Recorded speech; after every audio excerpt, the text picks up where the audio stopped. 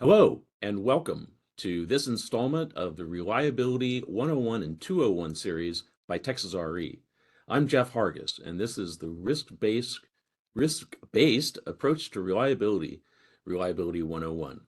But first, the antitrust admonition. Please feel free to read this when you have time. It is posted on our website as well as on this slide. If you have any questions about this admonition, please reach out to the Texas RE General Counsel. In a former life, I was a college professor. And as a college professor, I would occasionally write exams, tests, quizzes, pop quizzes, even on occasion. And my students would generally have three questions. One, when is it? When is the test? Two, what kind of test is it? Is it multiple choice, short answer, long essay? What's on the test? What material is going to be on the test so we know what to study in advance? So I use this as an analogy for how we prepare for audits. When is your next audit? What's on it? And what kind of engagement is it going to be? Self-certification, audit, spot check, being the major options. I bring this up because the risk group at Texas RE is the group responsible for putting together all the work that goes in to the audit scheduling and preparation. So, as the risk group, you won't be surprised to see that virtually everything we do is done through the lens of risk. Risk being the concept that things can and do go sideways, and it's just a matter of what can possibly go wrong and how bad can it be.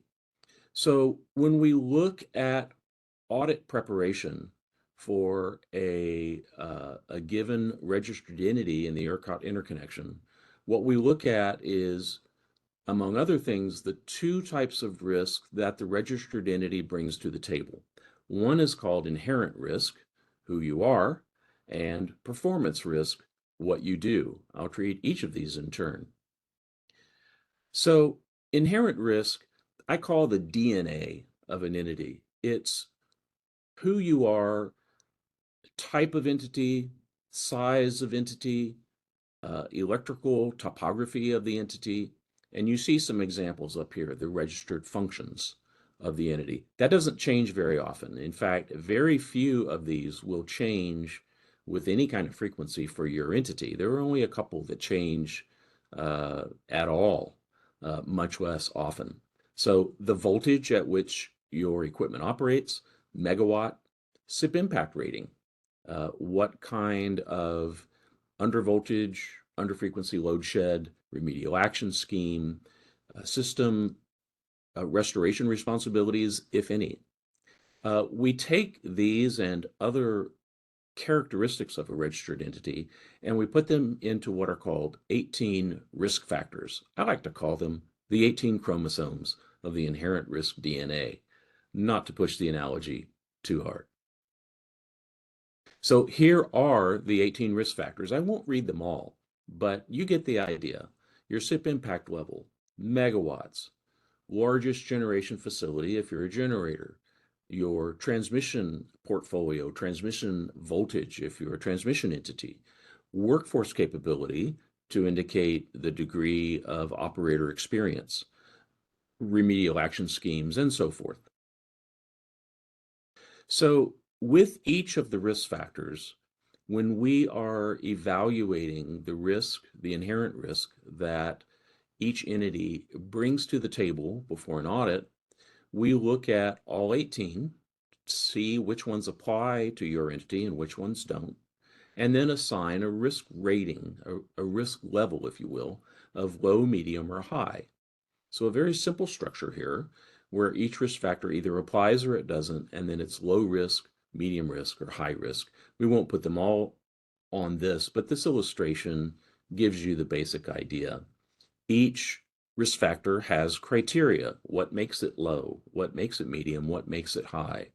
So for SIP impact rating, for instance, it's pretty straightforward. Low SIP impact rating, low SIP impact risk, and so forth. The total generation capacity, we assign MVA ratings. Note, MVA, not megawatts, for the total generation capacity and the largest generation facility. Transmission portfolio is largely about the voltage class, which at Texas RE for most entities are either 138 or 345, and for the smaller distribution providers, 69 kV. UFLS equipment is a percentage of the entire interconnection UFLS portfolio. So here's an example that goes into a little more depth. We put 10 risk factors up here, not all 18. We just don't have the slide uh, uh, dimensions to be able to do that, but we put 10 up here to show how these are presented in your compliance oversight plan, which is what we'll be describing for the majority of this presentation. So we take a risk factor on the left, we assign it through the criteria that we discussed just previous, and we assign the low, medium, high, or not applicable, and then we explain it. We say, well, it's not applicable because you don't have the registered function, or it's not applicable because you don't have under frequency load shed, or it's high voltage control because your entity has shunt capacitors, and so forth. So we explain each one of these so you understand and that we're all in agreement what the risks are for each of the 18 risk factors. And so we'll have a table like this for all 18 for your entity. This is an example for a generation entity. This next slide that I just went to has a typical table for the same 10 risk factors for a transmission entity. Generally, transmission entities have higher risk because more of the risk factors apply to them, and also more of your transmission entities are the ones that have under frequency, under voltage, load shed, tend to have your higher SIP impact ratings, and so forth. And here are the two side by side, a generation entity in that middle column and a transmission entity on the far right. You'll never see this kind of setup in your compliance oversight plan because you'll just have the one column for your entity. So to put all those together, we put those in an analysis called the inherent risk assessment.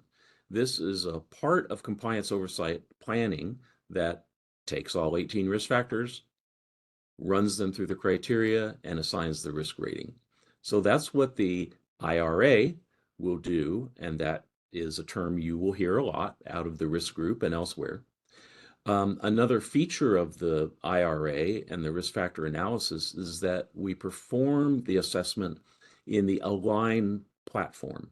If you're new to NERC and the regional entities, you'll be learning a lot about Align hopefully in the weeks and months to come.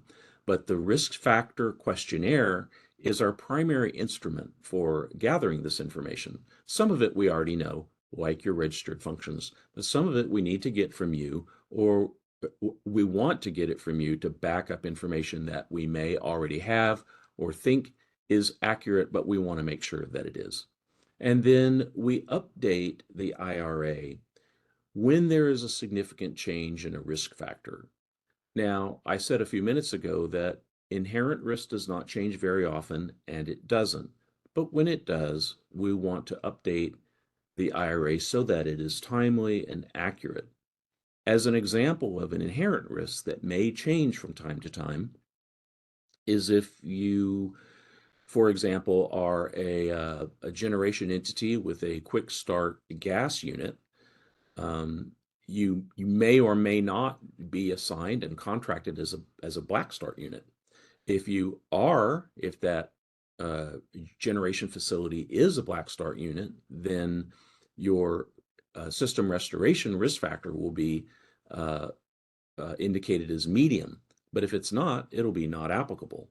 So we know that some entities go back and forth on that, or may be a black start unit this year, but may not have that contract for Black Start services for the next year. When that happens, we will redo your IRA. Performance risk. This is different from inherent risk in that performance risk, you have more input into these performance risk features.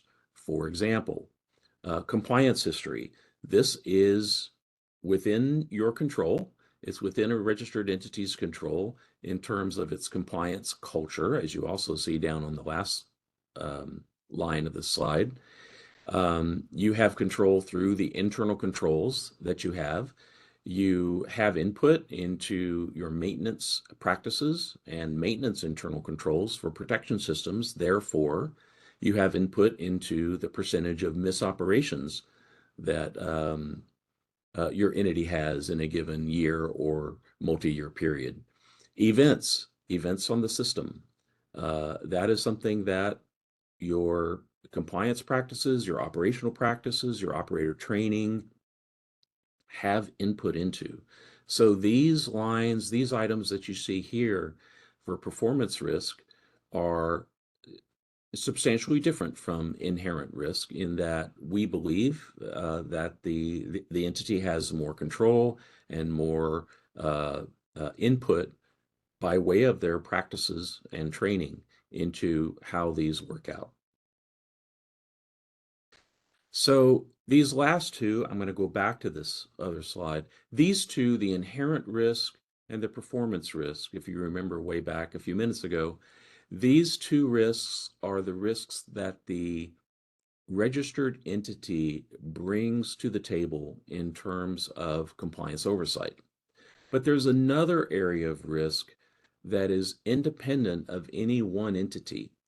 They're called the risk elements. Yes, another piece of risk vocabulary. I like to call it big picture risk or grid risk. I also like to call it the risk context.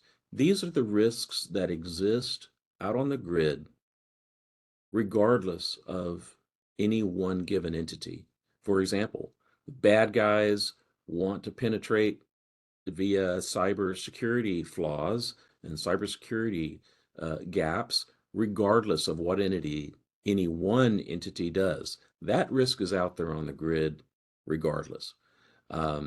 This list of risk elements are developed annually by NERC and the regional entities.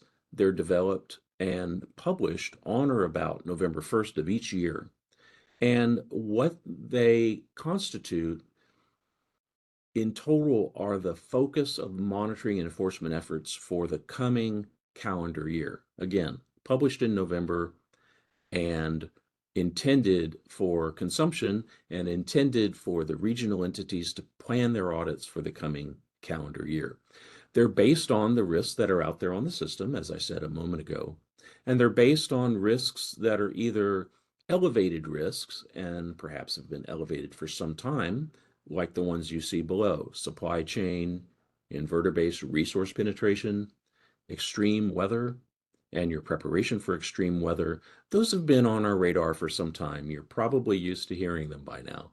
Those have been on this list of risk elements for quite some time. Emerging risks can also come up. In fact, each currently elevated risk used to be an emerging risk. So where do you find these? They're in a document called the Implementation Plan. If you look at that alphabet soup in the upper left, you have the ERO, that's the Electric Reliability Organization, NERC in the regions, Compliance, Monitoring, and Enforcement Program Implementation Plan. This is the annual document that defines the risk elements that are decided upon by the ERO for the next year. We also roll that out late in the calendar year with a webinar that's typically done by NERC and broadcast to industry. And then here at Texas RE, we also will periodically cover one of those risks and describe its importance for both reliability and compliance oversight in articles in the Texas Review, our monthly newsletter. So, coming back to a document I mentioned a few minutes ago called the Compliance Oversight Plan. Um, the Compliance Oversight Plan is what the risk group generates for every registered entity that describes how we intend to approach your entity through compliance oversight based on the risks. And the risks that we have up there are the three risks that are the inputs into the COP, Compliance Oversight Plan.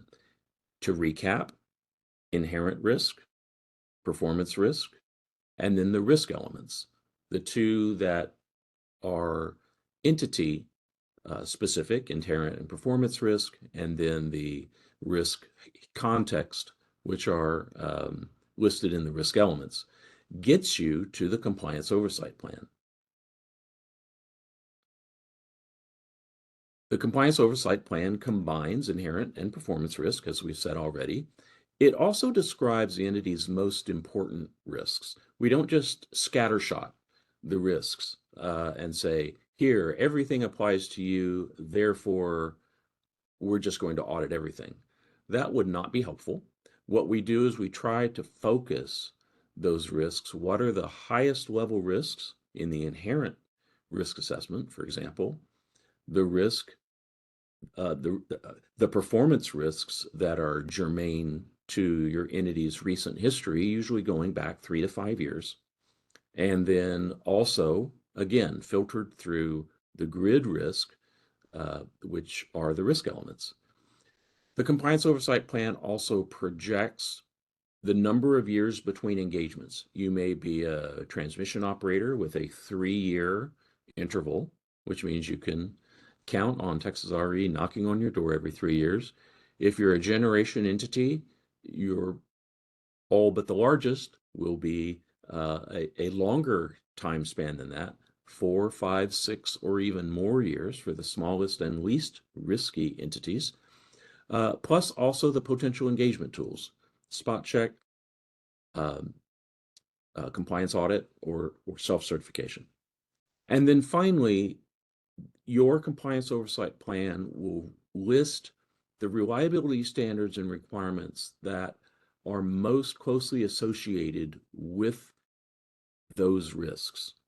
So it doesn't just list all the standards and requirements, it gives you a subset that are, as we call it, mapped to those risks that are most germane, most important to your entity and what they bring to the table. So one more piece of risk terminology here, and it's called the risk categories. Oh no, another piece of risk verbiage. Well, the compliance oversight plan, as we said a minute ago, with that those arrows and those types of risks that go in, those are the inputs: inherent risk, performance risk, and the risk elements. The risk categories, I call those really the risk outputs.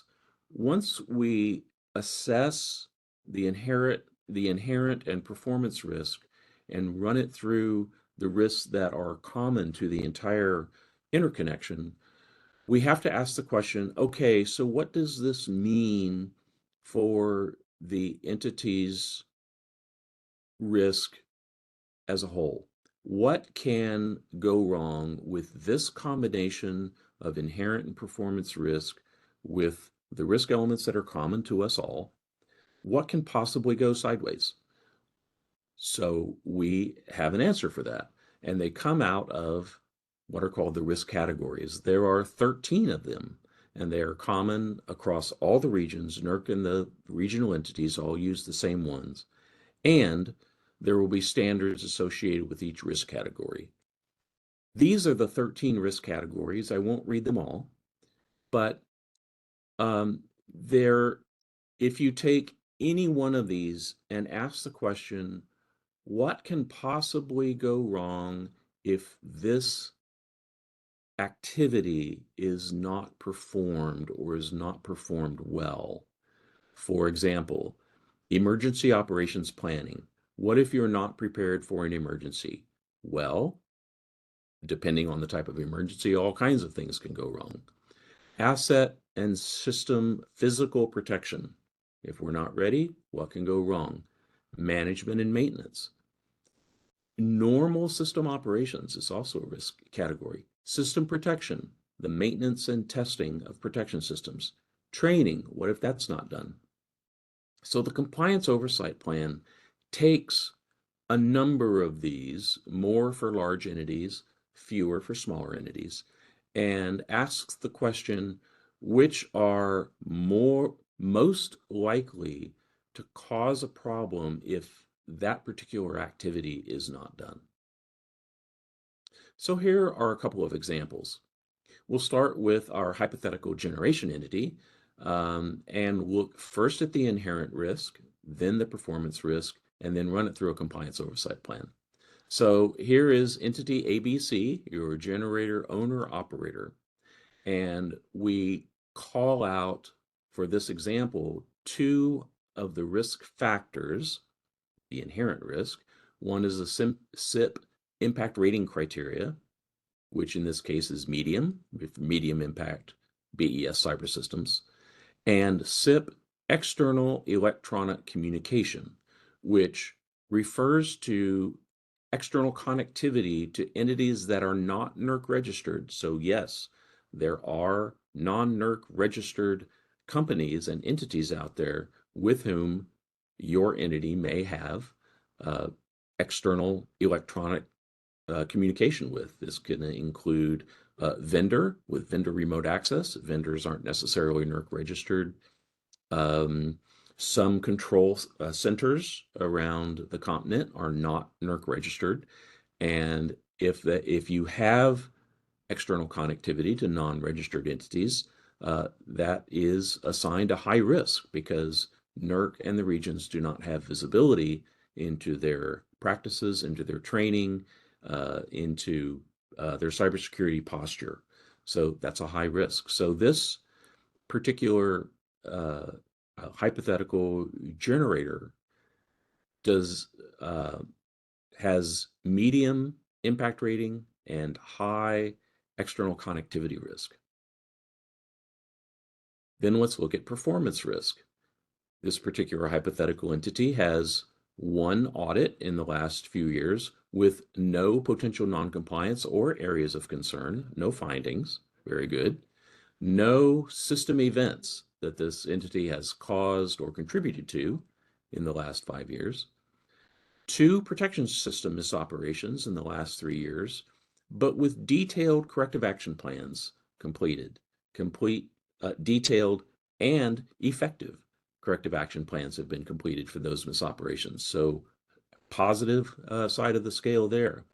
Good internal controls from what we've been able to determine, and a strong compliance culture, given the observations we've made from various angles.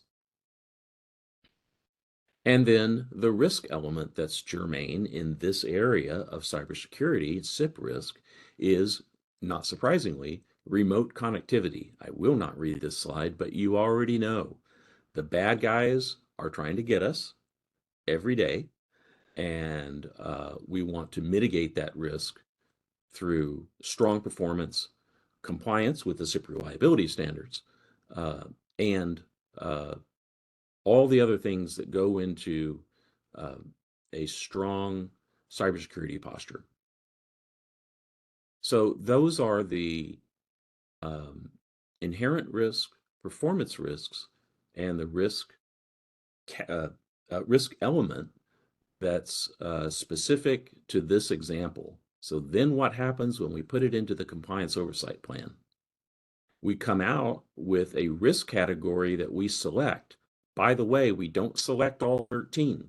I told you there were 13 risk categories, 13 things that, if not done, can cause something to go bad.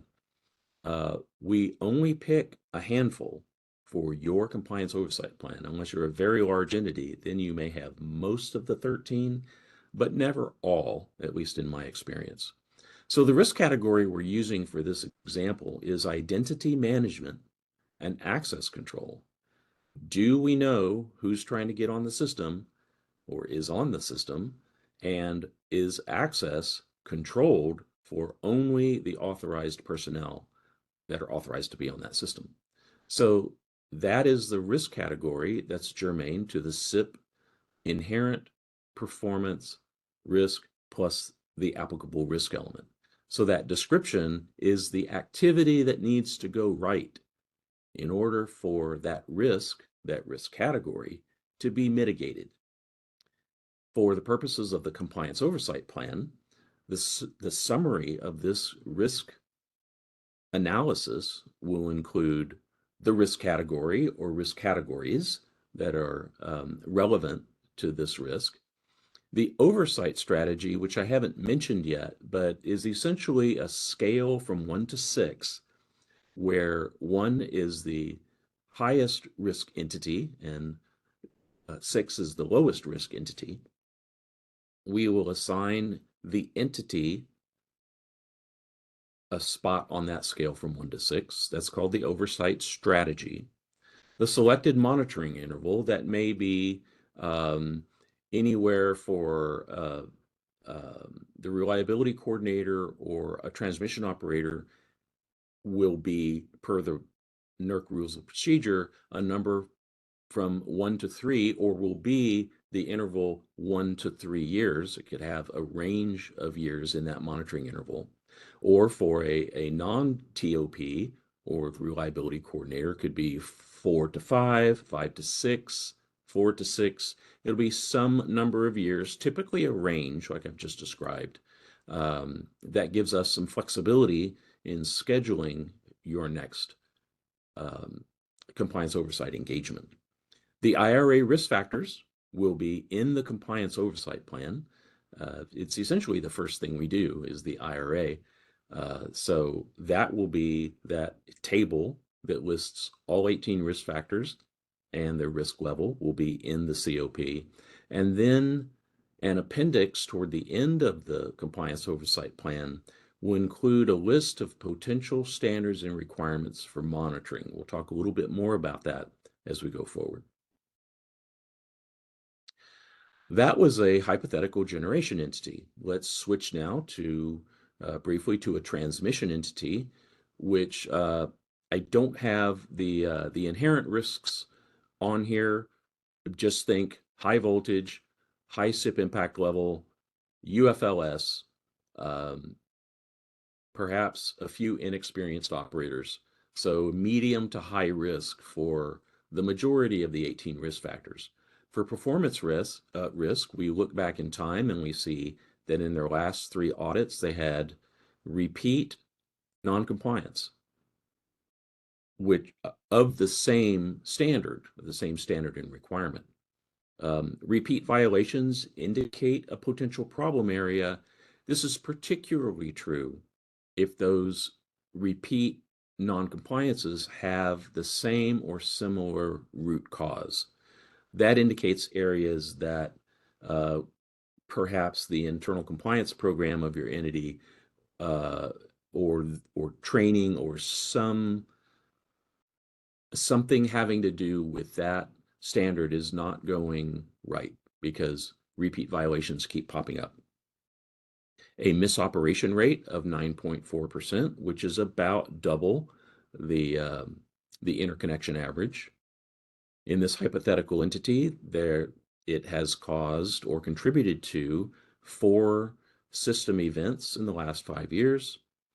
We see through various observations that there are weak internal controls and a weak compliance culture, again, through various metrics that we look at to measure that and the other performance risks.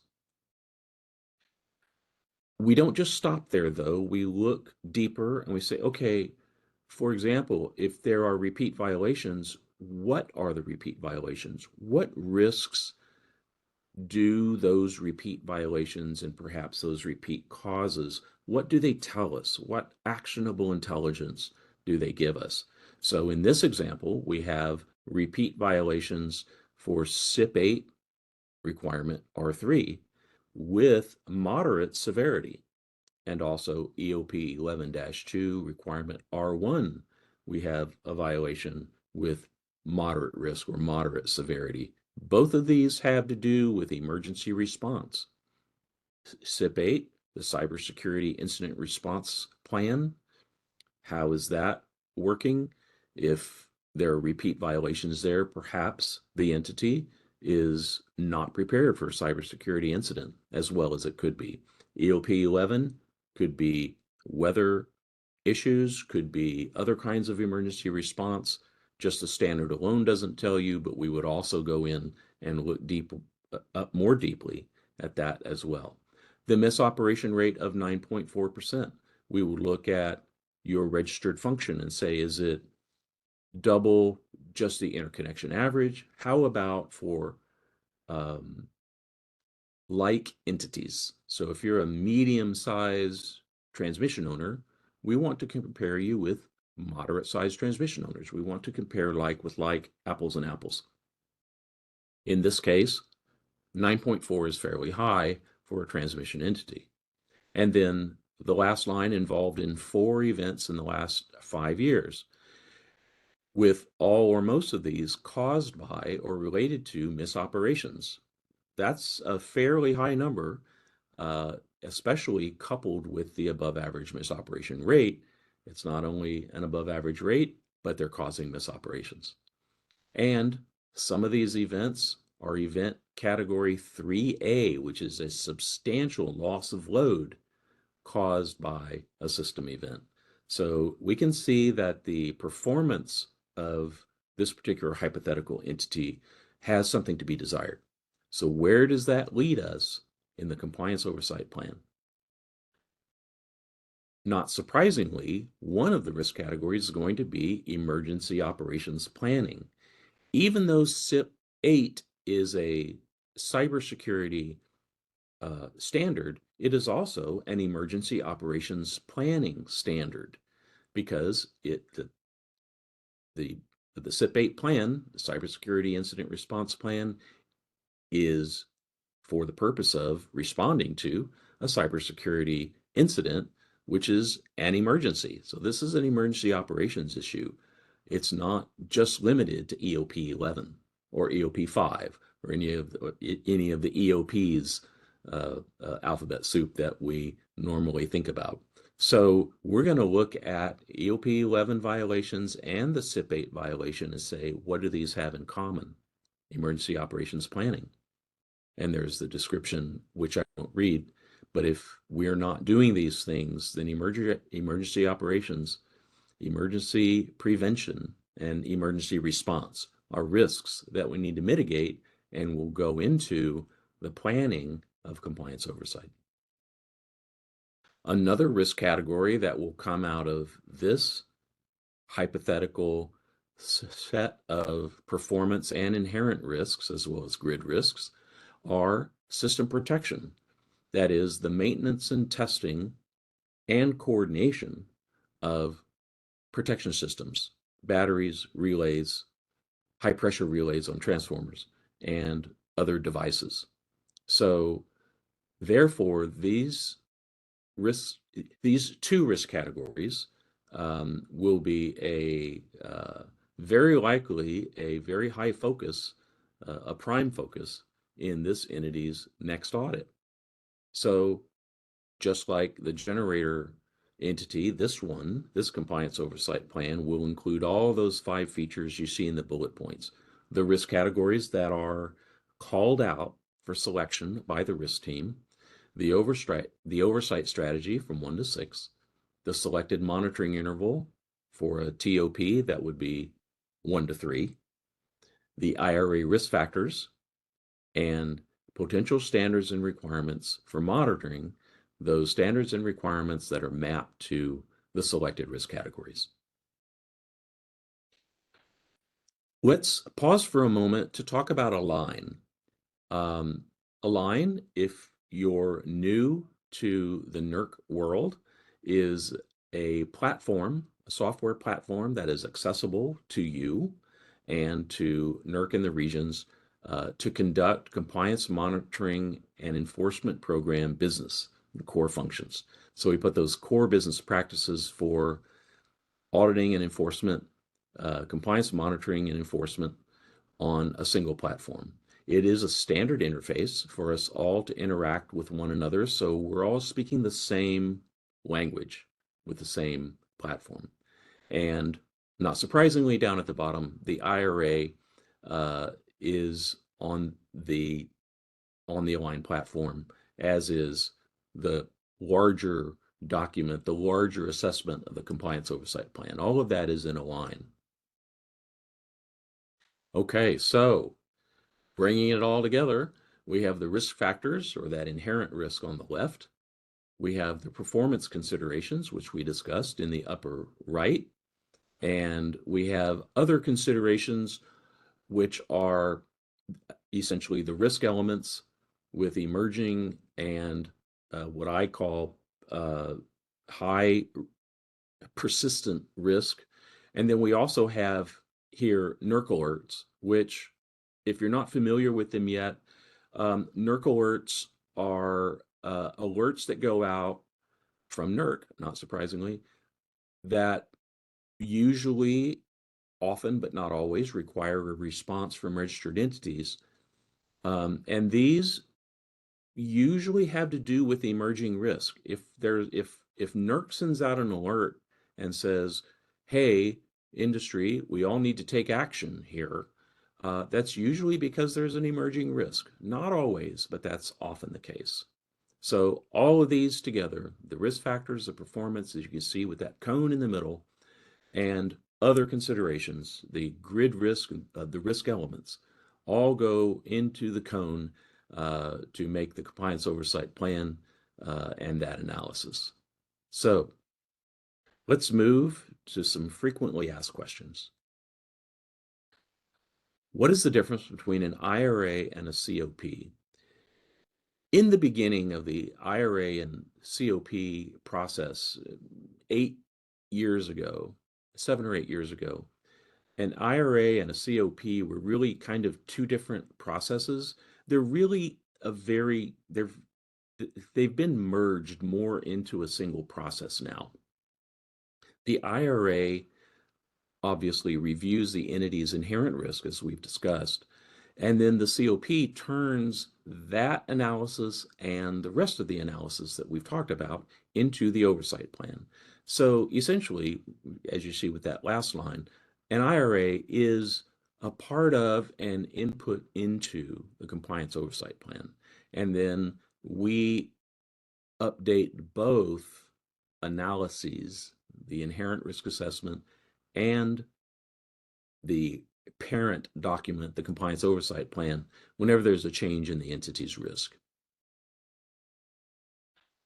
Will the COP made available to the entity? The answer is yes. Every entity gets a compliance oversight plan. If you have been registered for more than a few months, you should already have yours. If you don't, please contact us. We'll have contact information at the end of this presentation. But every registered entity either has a compliance oversight plan already done, or you're a brand new entity, and our target is to get you your compliance oversight plan within 3 months. Where can I find my engagement scope? Texas RE targets getting you your engagement scope about 2 weeks before notification of the engagement. The compliance oversight plan does not have the audit scope, and this brings us to the last question on this page. The COP contains a list of requirements. Does my scope come from that list? There are two answers. Yes, the compliance oversight plan has a list of requirements. It's usually in the dozens of requirements, and we typically don't have 50 or 60 requirements in a regular audit scope. Those few dozen requirements that are usually there for most entities list requirements that are associated with those risk categories that we talked about a few slides back. They're the requirements that most accurately reflect the risk to the grid or that are associated with your registered entities. However, all entities are required to comply with all applicable requirements at all times. So the compliance oversight plan does not list your scope. It lists the requirements that, for the most part, will contribute to that engagement scope. You'll get the engagement scope shortly before notification of the engagement. Let me say just another word about the timing. We do not generate the audit scope, say, a year or 6 months before the engagement. Too much time can pass between the development of the scope and the notification of the engagement. So it needs to be done, and it's best that it be done shortly before notification. Another frequently asked question: I've heard of something called demonstrated positive performance. What is that? Um, DPP, as we call it, is a status, it's a tag that we award a compliance oversight plan for positive performance. You remember those performance indicators: culture, compliance history, events, misoperations, and so forth. If an entity performs well on the great majority of those, especially internal controls, hint, hint, but also the others as well, we will tell you that you have demonstrated positive performance.